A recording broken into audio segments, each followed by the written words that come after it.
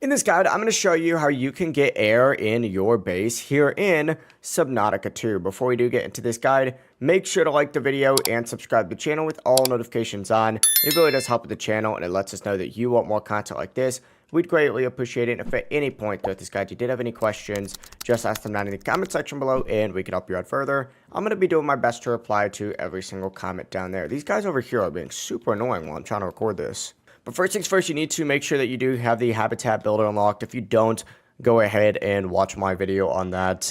But yeah, from here, what you need to go ahead and do is open up the build menu and go ahead and select a room and just, of course, build yourself that standard room. Let's go ahead and say I want to build this one right here. Now, there's a few things that you can do. What I would recommend doing first is actually going to exterior facilities. And if your base is in an area where it will reach sunlight, for example, go ahead and put some solar panels on it.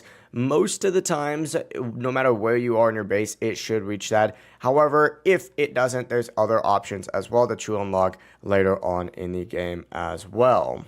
But really, to get air, it doesn't require too much. Simply place a solar panel on top, for example, and we'll just go ahead and place this on here. It's dark right now, so that's not really going to help us. As soon as you go ahead and have a little bit of power though, you'll go ahead and get oxygen. So keep in mind, you do need power, whether that's through a hydroelectric turbine with some power transmitters. It's completely up to you. Just make sure, of course, while you're building a base as well, that you also have a way to get into your base as well. Otherwise, that'd be a little unfortunate. But that's going to be the entire process right here. If you guys had any questions, ask them down in the comment section below and we could help you out further. I'm going to be doing my best to reply to every single comment down there.